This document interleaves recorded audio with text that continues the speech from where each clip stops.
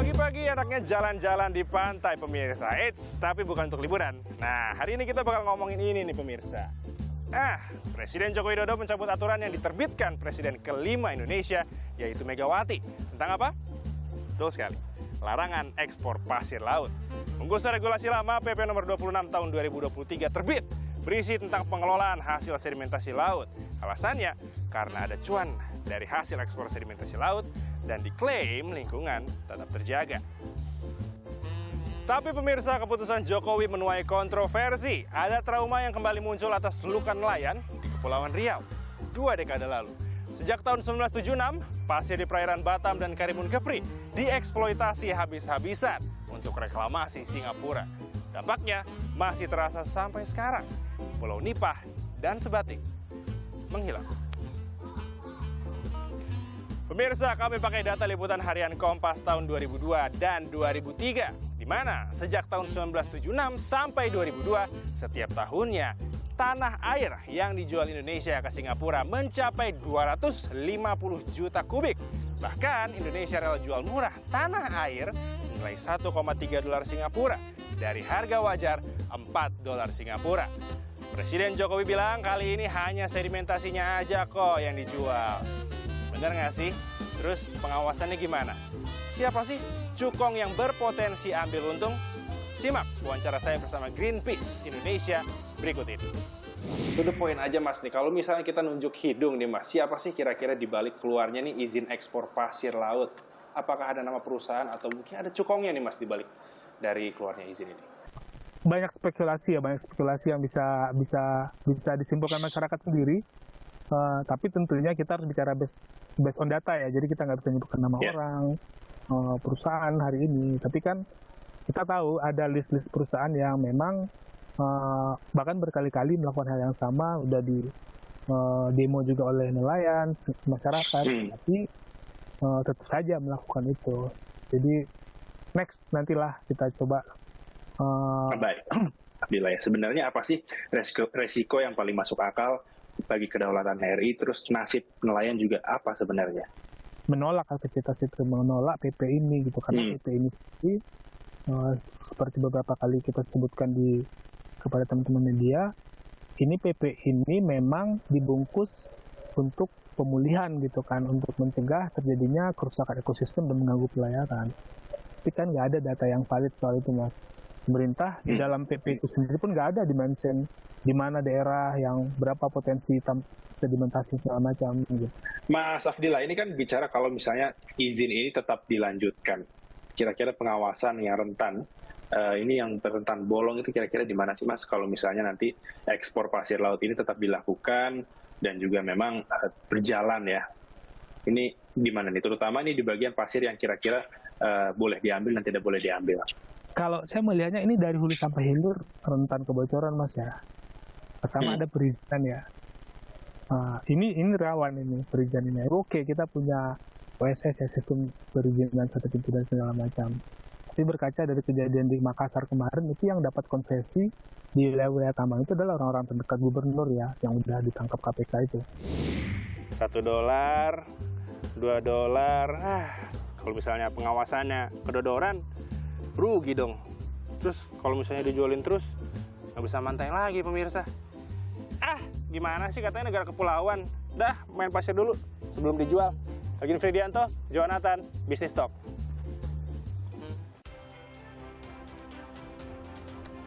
Selamat malam saudara, Anda kembali menyaksikan Business Talk bersama saya Masih Serta Regan. 20 tahun di stop, ekspor pasir laut kembali dibuka. Kalau zamannya Presiden Megawati kali itu mengatakan ekspor pasir laut bisa merusak lingkungan bahkan merugikan nelayan. Di masa pemerintahan Presiden Jokowi ini ekspor pasir untuk sedimentasi katanya. Pertanyaannya semendesak apa? Kenapa kita harus buka ekspor pasir laut? Lalu kemudian bagaimana nanti pengawasannya? Berikut kita dengar dulu kata Menteri KKP. Ini kita tetapkan, kita buat peraturan pemerintahnya, tujuannya adalah untuk memenuhi reklamasi di dalam negeri. Bahwasannya kemudian ada sisa, ada yang pengen misalnya membawa keluar, silahkan saja. Kalau tim kajian mengatakan bahwa sedimentasi ini boleh, ya silahkan. Jadi penentunya di mana? Penentunya bukan dari PP ini, penentunya adalah hasil dari tim kajian. Siapa tim kajian itu? Tadi saya sebutkan. Salah satunya ada unsur LHK, ada unsur ESDM, ada unsur kelautan perikanan, ada unsur BRIN, ada unsur dari Walhi, ada semua unsur. Ya, itu dia tadi pernyataan dari regulator saudara yang memastikan bahwa aturan membuka kembali ekspor pasir laut tidak akan merugikan negara begitu, tetapi inilah panggung di mana kita akan meminta penjelasan dari regulator terkait dengan alasan dan keterdesakan kenapa Indonesia harus kembali membuka ekspor pasir laut setelah di stop 20 tahun. Di malam hari ini telah bergabung bersama kita ada Victor Gustav Manopo, Direktur Jenderal Pengelolaan Ruang Laut Kementerian Kelautan dan Perikanan KKP. Selamat malam Pak Victor. Selamat malam. Terima kasih telah bergabung di Business Talk. Dan tentu juga telah bergabung bersama kita ada Pak Heri Tausa, Ketua Asosiasi Penambang Pasir Laut APPL. Kepri, selamat malam Pak Heri. Selamat malam. Terima kasih telah bergabung. Maaf, saya bukan penambang pasir laut, tapi saya Asosiasi Pengusaha Pasir Laut. Ada sedikit keselewat. Oke, Asosiasi Pasir Laut. Terima kasih atas koreksinya. Saya ke Pak Victor dulu kalau begitu. Pak Victor, banyak pertanyaan ya, dan malam hari ini kami meminta KKP mungkin menjelaskan sekaligus mensosialisasikan. Sebenarnya apa tujuan mengeluarkan PP 26? Bukankah kalau kita ngomongin izin pemanfaatan pasir laut di seluruh Indonesia sudah ada selama ini dan sudah ada izinnya keluar? Silahkan jawabannya. Terima kasih Mbak. Jadi saya menjawab mulai dari tugas fungsi kelautan dan perikanan Kementerian ya. Memang di KKP itu kami diberikan tanggung jawab oleh amanah undang-undang, ya undang-undang kelautan sendiri. Nah, itu tercantum dalam PP itu menjadi dasar kita.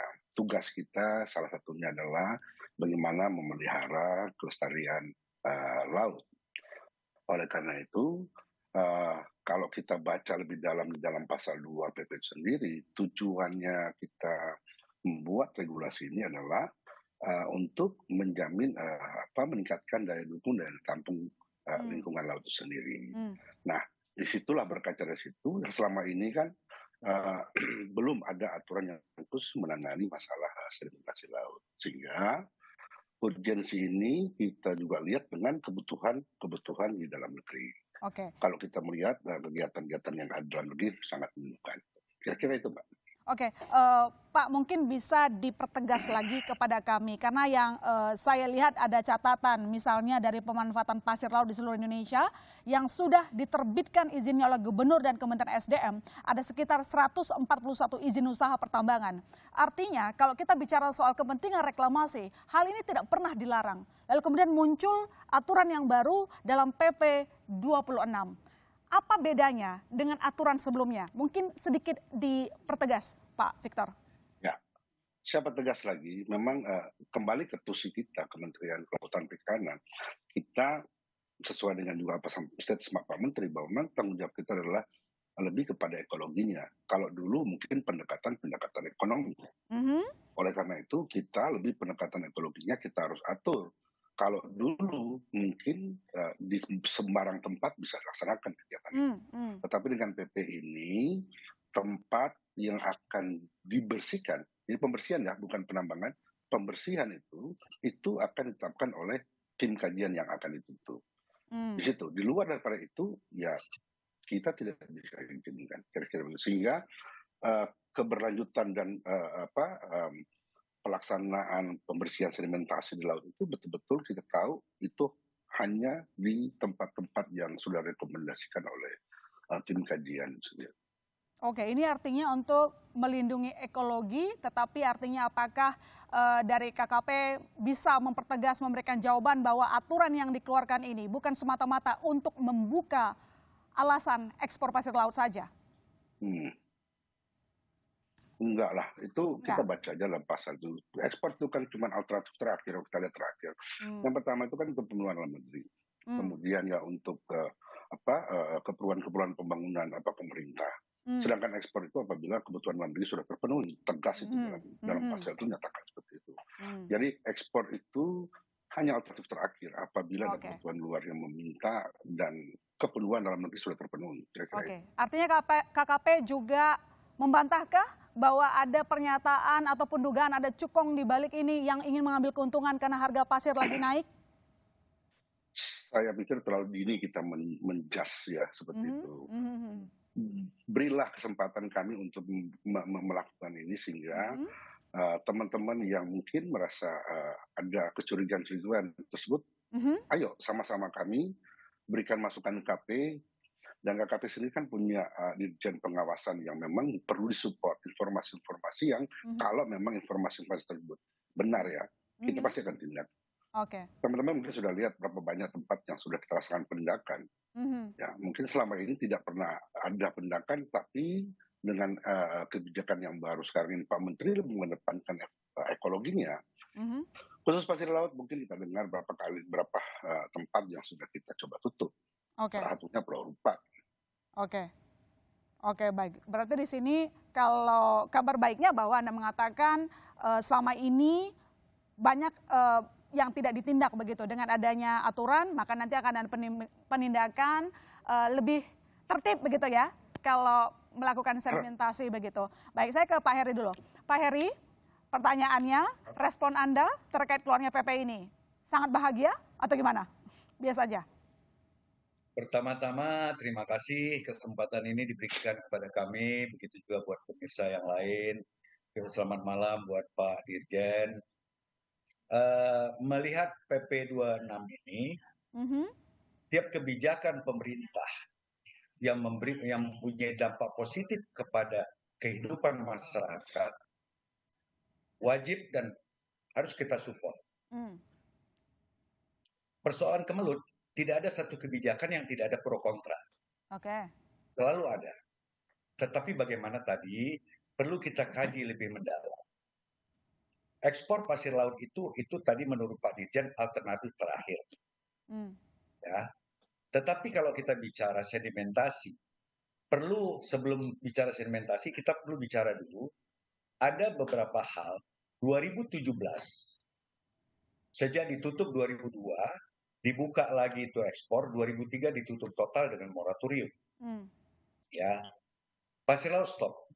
Alasannya dulu ada tapal batas, ada kerusakan lingkungan, ada pulau-pulau tenggelam. Sebetulnya itu tidak mendasar. Pada saat itu memang tapal batas kita belum selesai dengan Malaysia, Singapura, Indonesia. Di 2006 itu PBB sudah menentukan border antara Indonesia, Singapura, dan Malaysia. Ya, itu persoalan sudah tidak perlu kita bahas masalah tapal batas. Ada lagi yang berbicara, Singapura akan memperluas arealnya. Kalau sudah tapal batas selesai, kita nggak usah persoalkan negara orang. Kita hanya berpikir posisi kita. Dengan terbitnya PP ini, pertama-tama saya mewakili masyarakat Kepri sangat bersyukur. Ya, tetapi sangat bersyukur dengan keluarnya PP ini, tetapi semua ini harus didukung dengan itu yang perlu kajian tadi. Tidak otomatis dengan PP ini sudah orang bisa kerja, tidak.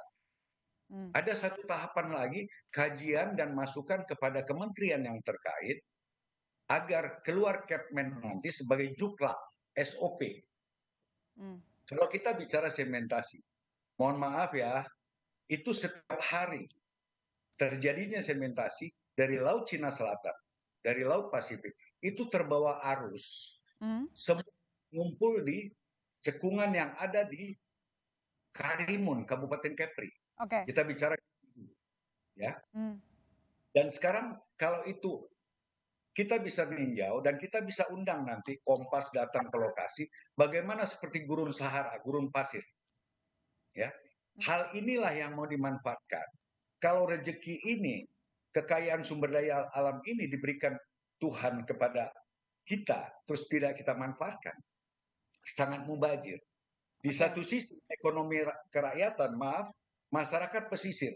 Kenapa dulu Pak Hendro Priyono, Pak PR membuat Kepri itu jadi provinsi? Baik. Yang jelas di sini. Karena Baik, yang jelas di sini bahkan kalau dari asosiasi juga meminta ada kajian yang jelas begitu ya. Tapi pertanyaan begini, kalau memang sepenting itu kita memiliki PP ini, kenapa baru dilakukan tahun ini? Jangan dijawab dulu Bapak-bapak. Bisnis Talk masih akan segera kembali.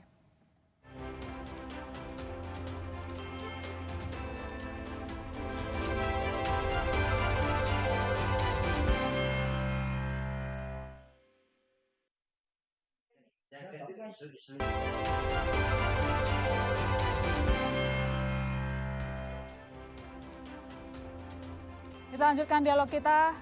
Kalau di segmen berikutnya ada dua narasumber saya, maka di segmen ini sudah ada Mbak Titis Nurdiana, wartawan Nasional Kontan. Mbak Titis, tadi kita sudah mendengarkan bahwa kalau dari KKP kan mengatakan berikanlah kami ruang, berikan kami waktu untuk menjelaskan. Dan kalau ada masukan, monggo loh. Ya. Intinya kan begitu ya. Kalau dari pengusaha mengatakan justru menunggu kajian. Dan kalau kita lihat tadi yang dijelaskan oleh Pak Heri bahwa ada potensi-potensi yang sayang loh kalau nggak dimanfaatkan begitu. Tapi sekarang yang menjadi kita garis bawahi Mbak Titis, kebijakan buka tutup ekspor pasir. Ya. Redaksional mandangnya kayak apa? Apakah pemerintah ini galau atau tidak tegas? Itu kan lain hal ya. Silakan jawabannya. Oke. Selamat malam Pak Heri dan Pak Victor. Saya sebetulnya ya Pak, saya sebenarnya udah ini Pak mengikuti soal buka tutup izin ekspor pasir sudah tahun 2022 Pak. Sebetulnya, dan itu sebetulnya catatan dari Kontan sendiri sebetulnya cukup jelas dan Kompas Group juga cukup jelas bahwa memang kebijakannya adalah buka tutup sebetulnya. Kalau kita merunut dari awal kebijakan itu dulu ketika zamannya Megawati sebagai presiden kala itu memang diputuskan di stop, kemudian ada SKB 3 menteri melibatkan Kementerian Kelautan juga dan Pak Rohmin Dahuri saya masih ingat, dan kemudian ada Bu Rini Suwandi dan juga Lingkungan Hidup. Tegas sekali bahwa itu dianggap merusak lingkungan laut ya. Akhirnya di stop lah. Tapi cuma harus diingat bahwa untuk di dalam negeri tetap bisa jalan. Jadi pengusaha pasir sebetulnya memiliki kesempatan dan ruang untuk tetap berbisnis karena kebutuhan infrastruktur dijamin dan itu oleh SDM. Dan kemudian kalau sekarang dibuka, ini yang menjadi pertanyaan. Karena apa? Oke, alasan yang dipakai oleh Kementerian KKP itu adalah sedimentasi. Sedimentasi ya dari pasir itu kan bergerak ya. Pasir bergerak, pasir di bawah ombak dan kemudian masuk ke alur-alur yang disebut sama Pak Heri tadi. Betul, tapi pasir harus diingat juga sebagai tempat hidup biota laut, makanan ikan. Oke, itu memang dibutuhkan kajian. Seberapa besar sih sebetulnya sedimentasi yang terus terjadi sehingga memang bahwa niat pemerintah membuka pasir untuk infrastruktur yang harusnya itu diatur oleh Kementerian SDM dan sampai sekarang tidak ditutup, sebetulnya itu menjadi yang harus dijawab. Kemudian bahwa ini kemudian ada peluang kalau kebutuhan dalam negeri tercukupi, ada loh. Seperti Pak Tergodo bilang, Menteri bilang bahwa itu bisa loh diekspor. Itu pertanyaannya. Loh, tadi di Riau sudah terjadi gunungan. Kebutuhan untuk melakukan reklamasi, kalau kita merunut dari keterangan dari Pak Menteri juga sebenarnya ada kan. Di Surabaya kita membutuhkan, di Riau yang menurut Pak Luhut untuk solar panel juga ada kebutuhan. IKN. Dan kemudian IKN. Nah, kebutuhan ini juga harus dihitung. Berapa sih sebetulnya neraca pasir kita itu? Itu kalau memang tujuannya untuk memanfaatkan sedimentasi. Kebutuhan dalam negeri seperti apa dan kenapa dibuka? Apakah benar kajiannya itu, kajian yang kita harapkan bahwa memang hanya sedimentasi? Bagaimana sih menentukan bahwa memang ini tuh aman untuk dikeduk dan kemudian dibawa ke ekspor? Karena kebutuhan dalam negeri infrastruktur terpenuhi, misalnya seperti itu. Nah, inilah yang tidak pernah dibuka oleh pemerintah. Koordinat mana sih yang sebetulnya bisa dan sah untuk bisa dikeduk dan kemudian dijual. Itu tidak pernah dibuka. Dan kebutuhan tadi saya bilang bahwa neracanya seperti apa sih? Nah, ini akan menjadi pertanyaan dan protes terus-terusan jika memang memang melibatkan walhi, melibatkan terkait. Faktanya hari ini kalau kita ngomong Pak Zulhas, Mendak, saya tidak tahu tuh itu. Ini kan lucu, artinya koordinasi yang seperti apa sih sebetulnya gitu. Sehingga kok ada menteri yang tidak tahu dan kemudian diklaim bahwa itu memang sudah dengan kajian. Ini kan menjadi pertanyaan-pertanyaan publik yang menimbulkan tanya dan menimbulkan protes dan menimbulkan kemelut. Ya. Itu yang kenapa kita mencoba, oke ini ada apa sih sebetulnya? Oke. Kebutuhannya apa sih? Gitu. Kita butuh transparansi data Ya. supaya jelas bahwa kebutuhan kita sekian, dan kalau memang ekspor ya memang kebutuhan dalam negeri sudah ada, dan apalagi dikatakan tadi kalau kata Pak Heri sudah ada tumpukan begitu ya, iya. pasir. Nah, Pak Victor bisa jelaskan bagaimana kita melihat tolak ukur kebutuhan dalam negeri dan bagaimana kita bisa mengukur banyak proyek ya, katakan IKN butuh pasir dan segala macam. Kalau neraca pasirnya saja kita sulit dapatkan. Bagaimana dari KKP menjelaskan? Baik, terima kasih Mbak Titis, Mbak. Jadi gini, saya mau jawab dulu yang tadi pertanyaannya, kita belum bisa menetapkan di mana lokasinya. Kalau kita baca dalam PP itu memang itu bukan nanti tugas dari tim kajian itu yang akan nanti melihat di mana lokasi, berapa potensi sumber daya. KKP punya data awal dan itu akan nanti diklarifikasi oleh tim kajian ini. Oleh karena itu, dari potensi yang kita miliki sekarang kurang lebih dari Indonesia itu kurang lebih dari 3 miliar kalau tidak salah kubik ya. Sehingga dari sebaran itu di mana yang betul-betul prioritas yang akan ini. Nah, kapan itu bisa disampaikan? Kalau kita baca dalam PP itu ada urutannya. Nanti setelah tim kajian menetapkan bahwa Pak Menteri ini lokasinya karena potensinya seperti ini, kemudian kalau tidak dilaksanakan pembersihan akan berakibat kerusakan ekologi, kebutuhan dalam negeri, reklamasi juga kita perlu. Yang kita sarankan ke Pak Menteri ini, dan ini mungkin yang bisa dipublish. Setelah dipublish, ya baru pelaku usaha mungkin, saya ingin ikut dong membersihkan, dan apabila nanti ada sedimentasi bisa dimanfaatkan, bisa dilaksanakan. Itu yang pertama. Kemudian yang kedua, berapa sih kebutuhan dalam negeri? Data yang kita miliki sampai 2023 dalam negeri kita, ini pun perlu klarifikasi karena setiap hari kami monitor data OSS yang masuk ke kami, pengajuan PKPRL, tujuan akhirnya akan reklamasi. Berapa sih luasan reklamasi yang akan mereka butuhkan? Dari luasan, kemudian kita formulasikan dengan talurah rata-rata kedalaman yang dia perlukan untuk membuat reklamasi itu. Ya 7 atau sampai 10 meter kedalamannya. Kita kan dapat tahu volumenya. Itu neraca yang bisa kita.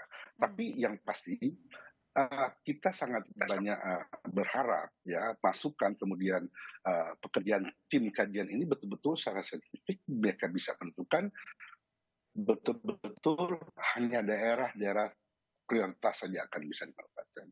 Kira-kira itu mungkin komentar kami. Oke, berarti soal angka lagi dan lagi perlu ada kajian lagi, dihitung lagi begitu ya. Saya ke Pak Heri dulu kayak gitu. Pak Heri,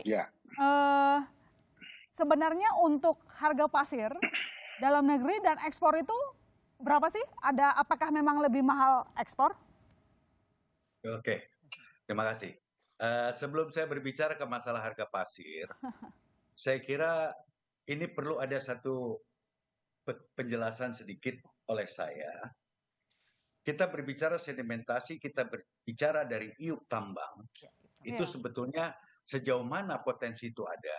Ini memberikan satu secara ekonomi, secara sosial, secara hukum dan sebagainya, secara dampak lingkungan, sebetulnya saya mau jelaskan. Tapi apakah waktu kita cukup, saya nggak tahu.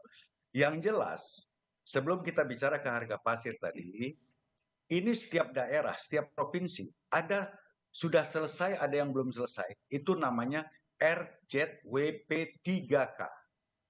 RZWP 3K. Rencana zonasi tata ruang laut dan pulau-pulau kecil.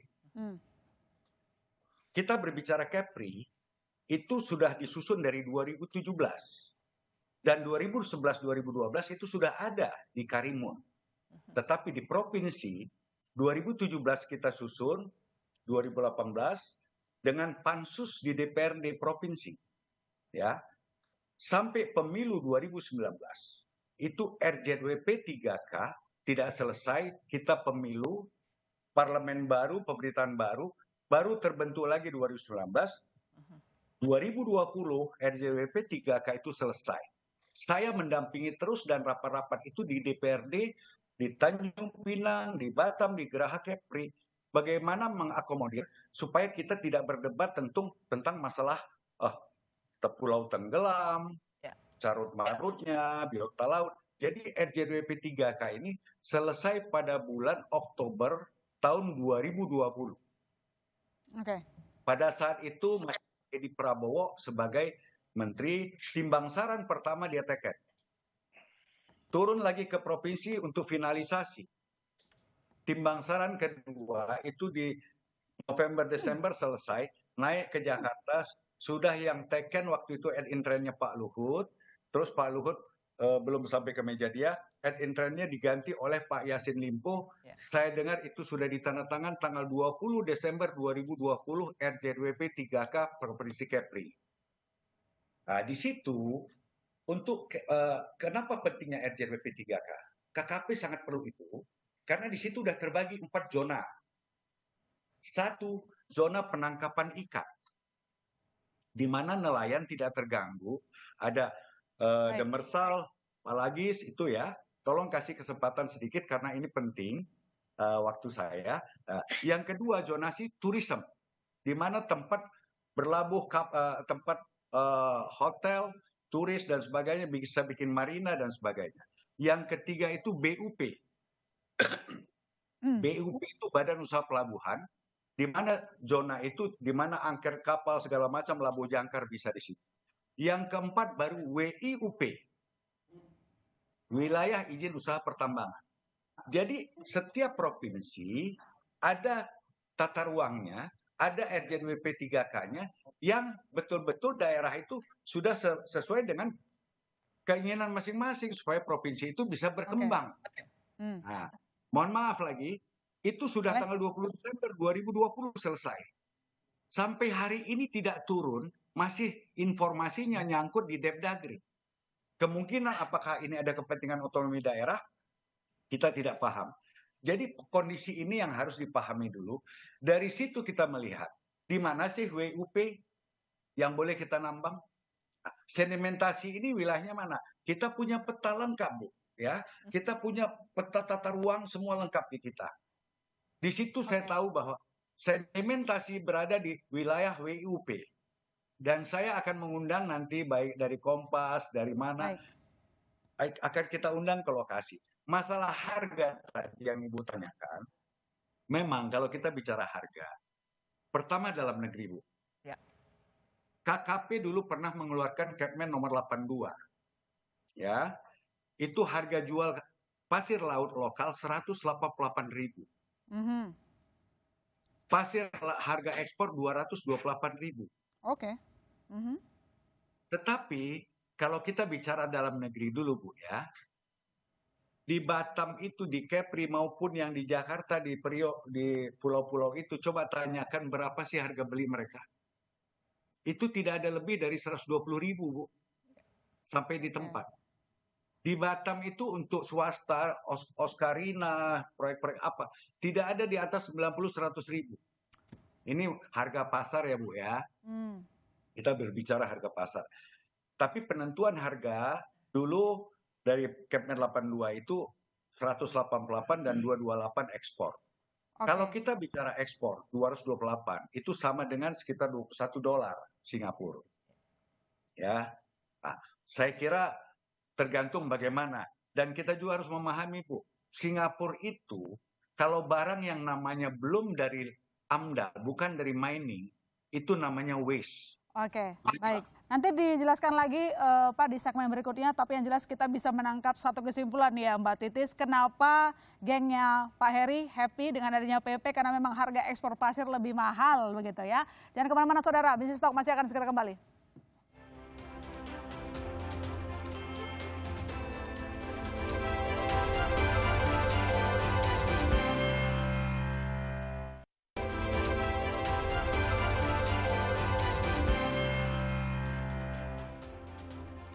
Anda kembali di Bisnis Talk, saya ke Pak Victor. Pak Victor, kalau tadi sebelumnya Pak Heri sudah menjelaskan bahwa soal zonasi kita sudah selesai, tetapi kenapa soal aturannya baru akan keluar sekarang? Jawabannya Pak Victor? Ya, karena tadi sampaikan memang ini kan new policy dari Pak Menteri. Pak Menteri sudah sampaikan pada kemarin bahwa ya sekarang beliau menganggap bahwa ekologi itu panglimanya. Oke. Pulang dari Lisbon ketika kita UNO sana itu yang jadi pegangan beliau. Ini kan sangat penting sehingga kita harus memikir gimana kita jaga lingkungan ini. Pak Victor, maaf boleh diulang sekali lagi, tadi suaranya agak terganggu.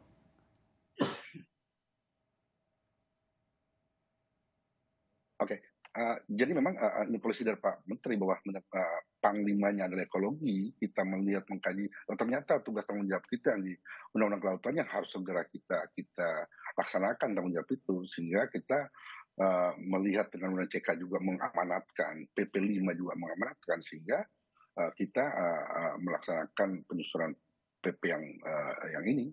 Oh, maksudnya komunikasi antar kementerian nggak lancar, Pak Victor? Oh, no, bukan soal kementerian. Ini kan kita lihat tanggung jawab kita dalam, saya sampaikan dari awal, di PP yang ada itu, dasar kita adalah kan ada tugas tanggung jawab kita di dalam Undang-Undang Kelautan. Iya. Di pasal 56 itu. Itulah yang kita dorong untuk kita laksanakan tugas itu. Gitu loh. Oh gitu, tapi meskipun tadi yang kita sebutkan bahwa zonasinya sudah lama ditentukan, terus aturannya baru, itu bukan karena terlambat, begitu enggak? Oke, bukan. Saya pingin sebetulnya Pak Hirtosa mau pingin jelaskan lebih detail, tapi dipotong. Sebetulnya begini aturannya kan, setelah Undang CK, kemudian SP3, itu kan harus disinkronkan oleh. Kalau kami sudah dari tinggal harmonisasi ada Depdagri, mungkin tinggal tunggu waktu, mungkin Kepri kan selesai. Oke. Artinya sekali lagi Pak, banyak juga yang mengatakan bahwa aturan ini keluar karena menjelang tahun politik supaya cepat dapat fresh money. Jawabannya gimana? Enggak lah Mbak. Enggak. Saya diperintah Pak Menteri ini hampir 2 tahun susun ini. Ya. Kenapa baru sekarang? Ya, mungkin baru sekarang keluarnya kira-kira gitu. Oh gitu. Oke baik, tapi saya begini Pak, kita berkaca pada pengalaman buruk masa lalu ya. Ini sudah menjadi pengetahuan kita bersama pada saat kita kehilangan 2 pulau begitu ya, karena kita ekspor pasir begitu ya ke Singapura. Ini yang dikhawatirkan sama orang. Bagaimana regulasi baru ini, peraturan baru ini bisa menjamin bahwa kita akan melakukan pengawasan ketat, tidak ada namanya kerusakan lingkungan, tidak ada namanya merugikan nelayan begitu. Apa janji regulator yang bisa memastikan tidak akan kita mengalami hal serupa seperti masa kelam yang lalu? Kita jamin itu tidak terjadi. Kenapa itu terjadi? Dulu Undang-Undang nomor 1 dan 14 juga belum terbentuk, kemudian lokasinya juga sebar lebar dulu, tidak tahu di mana diambil. Nah sekarang kita sudah pastikan lokasinya di mana, kemudian diawasi, tim kajian kita juga mengundang semua pihak bisa membantu kita, dan dalam pengawasan. Kami punya PSDKP, tapi mereka bekerja kalau tidak dibantu oleh semua elemen masyarakat. Ya luas laut kita besar kali, sehingga kita harapkan juga ya termasuk teman-teman media untuk juga memberikan masukan ke kita sehingga kita tahu di mana yang melakukan pelanggaran. Ya, kenapa saya ngomong begini juga Pak, kemarin tim kami juga mengecek begitu Mbak Titis ke lapangan soal ternyata ada kapal yang melakukan operasional, dia punya izin nih Pak sebenarnya, tapi dia menggeruk pasir itu tidak, sebenarnya bukan itu izinnya begitu loh Pak. Dia melakukan di lokasi lain. Artinya itu yang kami minta sekarang. Bagaimana ketegasan dari regulator. Itu Mbak mau bilang yang di Lampung kan? Yes. Lihat itu di dalam PP jelas. Alur laut, alur pelayaran termasuk yang dikecualikan. Artinya dia bukan masuk dalam rezim PP ini. Itu ada PP tersendiri, ingat. Itu ada aturan yang lain. Gitu. Kami hanya melaksanakan sedimentasi ini dikecualikan oleh 4. Yang pertama tadi itu di LKR, itu kewenangan teman-teman perhubungan, kemudian alur pelayaran, kemudian itu konservasi, ya, kemudian WIU. Di luar 4 ini, itulah masuk dalam PP ini. Kira-kira gitu, Mbak. Oke, baik. Saya ke Mbak Titis.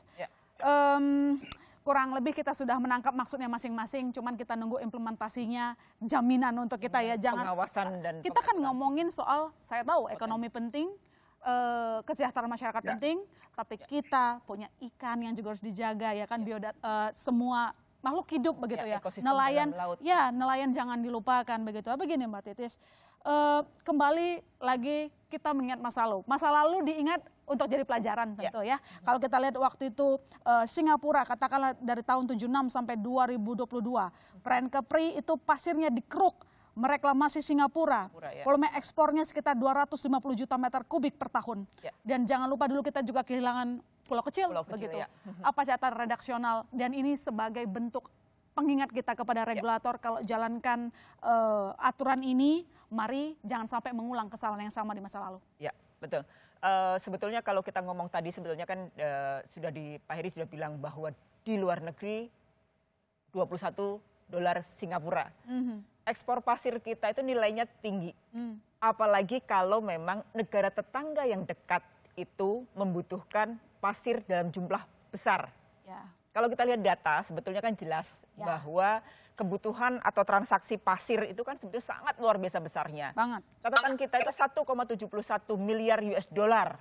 Itu perdagangan pasir. Itu tuh duit yang luar biasa. Ya. Itulah kenapa kecurigaan tadi muncul. Kalau kita lihat data yang kita miliki bahwa yang tadi pagi kita sebutkan bahwa Singapura membutuhkan yang sangat luar biasa, Ya, ya. Amerika juga membutuhkan luar biasa, Cina juga membutuhkan, Jepang juga iya, Kanada Besar juga sekali kalau Cina besar malah. sekali, ya. Besar sekali. Artinya apa? Nilai ekonomi dari ekspor pasir ini memang sangat besar. Menggiurkan. Itulah kenapa sangat menggiurkan. Inilah kenapa Pak Heri tadi yang memang asosiasi pengusaha pasir laut menyambut baik. Karena memang nilainya ada, tapi harus juga diingat bahwa kita itu di Undang-Undang Minerba harus ekspor produk jadi. Artinya apa? Hilirisasi sedang dibangun. Ya. Pasir itu adalah mineral mentah Ya. yang harusnya ada nilai tambah. Kalau kita ngomong sebetulnya nilai ekonomi tinggi adalah silika pasir Oke. yang buat kaca. Yang buat kaca itu juga luar biasa Ya. punya potensinya. Nah, ini barang mentah yang harusnya memang harus ada nilai tambah Ya. yang memang harus kita olah Nah, untuk itu dia. ekspor. Sebelum saya ke Pak Heri, saya ke Pak Victor. Pak Victor, pemerintah selama ini selalu mendengungkan pembangunan Hilirisasi. ekonomi berkelanjutan dan juga hilirisasi. Mungkin dipertegas lagi bahwa kebijakan ini apakah memang tidak berlawanan dengan cita-cita pemerintah? Poros maritim. Ya, juga. poros maritim lagi. Justru kalau menurut saya tidak, Mbak. Justru mendukung karena ya tadi kan bilang kembali ke Oke. pasal 2 tadi, tujuan kita itu meningkatkan daya dukung dari lingkungan sendiri. Kalau itu betul-betul terjadi, ya pasti ikan pasti akan datang di situ dan nggak akan dapat ikan di situ. Oke, baik, itu jaminannya. Kami akan tunggu bagaimana realisasinya, Pak Victor. Saya ke Pak Heri. Pak Heri, gini, kembali misalnya tadi di kasus Lampung, ada pengusaha yang nakal juga ya, ternyata, kemudian juga melakukan penambangan ilegal ya, pasir begitu. Tapi bagaimana komitmen dari pelaku usaha untuk ketika melakukan pengerukan atau mungkin hasil sedimentasi ini tidak merusak lingkungan, tidak merugikan nelayan begitu, karena ada yang dia melakukan pengerukan asal kemudian membuang limbahnya di tempat itu membuat nelayan juga harus berlayar lebih jauh. Itu kan juga nambah ongkos bensin mereka gitu. Silakan Pak Heri. Terima kasih. Tolong kasih kesempatan waktu sedikit buat saya. Ya jangan supaya panjang-panjang saya Pak Heri ya. karena kita mau selesai. Begini Bu ya. Kalau masalah yang dikatakan tadi di Lampung ada yang nakal pengusaha. Pengusaha kita ini Bu selalu 10 yang benar, mungkin 15 yang tidak kurang benar. Ya. Kita bicara, kita berdebat terus Bu di dalam negeri soal ini. Kok momennya sekarang baru dikeluarkan?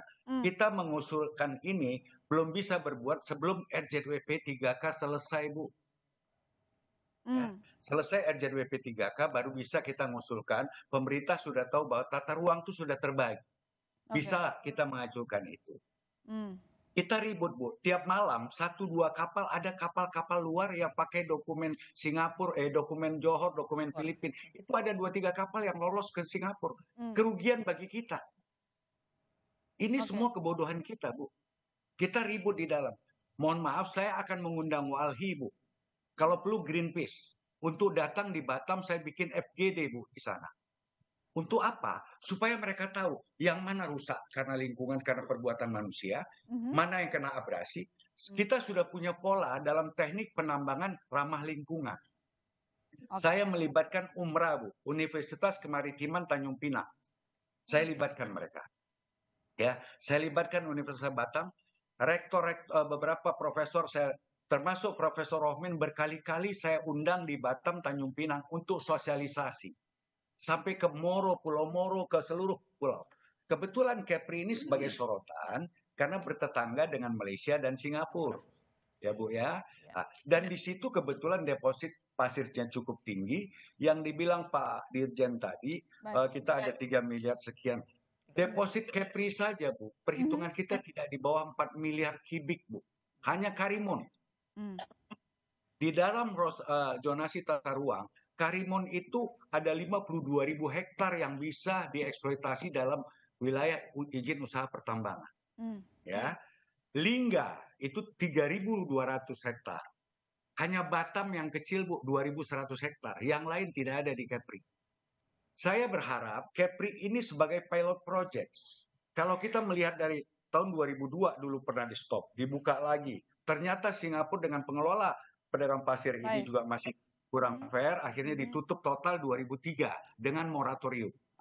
Saya berharap di dalam forum ini, saya berharap ke Pak Dirjen, ke Pak Menteri, ke Pak Presiden, moratorium itu jangan kita cabut dulu. Berlakukan SKB 3 Menteri untuk tata ruang, bagaimana tata kelola pasir laut itu diberlakukan dulu di Kepri. Baik. Itu berjalan di Kepri baik. Bagaimana pendapatan negara, bagaimana CSR buat masyarakat. CSR Kepri itu Bu, saya cadangkan 15 sen per meter kubik untuk rakyat, Komdev 15 sen. Retribusi daerah, PNBP, ekspor, ini semua masuk Bu. Dan ini devisa negara Bu. Ya, gimana kondisi ekonomi kita habis COVID. Ibu belum lihat. Kepri dijadikan provinsi karena dia mau ngejar ketinggalan daripada Riau Bu. Dengan adanya kondisi sumber daya alam seperti ini, inilah yang pertama, dengan menjaga lingkungan, kita libatkan semua unsur. Tadi Pak Dirjen bilang ada KLH. Saya tunjuk yang mimpin nanti itu dari Universitas Umrah, dari Politeknik yang sudah dia tunjuk untuk pengawasan penambang. Ini sudah justru kita berharap mau mengundang semua stakeholder, termasuk Walhi, untuk kita undang di Batam. Saya akan bikin FGD. Baik, kami sudah menangkap maksudnya Pak Heri. Kita juga ingin mendiskusikan lebih panjang, tetapi durasi tidak cukup. Tapi yang pasti saya lihat dalam kesimpulan kita saat ini masih banyak yang harus saling koordinasi ya, duduk bareng untuk memecahkan segala persoalan, karena pengusaha juga ternyata punya suara tertentu dan regulator juga punya maksud begitu. Kita redaksional dari media akan terus mengawasi. Terima kasih saya ucapkan ke Pak Victor Gustaf Manopo, Direktur Jenderal Pengelolaan Ruang Laut Kementerian Kelautan dan Perikanan. Terima kasih Pak telah bergabung bersama kami malam hari ini. Selamat kembali bertugas. Terima kasih Pak Manopo, terima kasih Bu. Selamat kembali melanjutkan sosialisasinya, begitu, memberikan pengertian kepada banyak pihak. Saya ucapkan terima kasih ke Pak Heri Tausa, Ketua Asosiasi Pengusaha Pasir Laut. Terima kasih Pak Heri telah bergabung bersama kami, dan Mbak Titis Nurdiana, wartawan Siaran Kontan. Dengan demikian saudara, jangan kemana-mana, Business Talk masih akan segera kembali.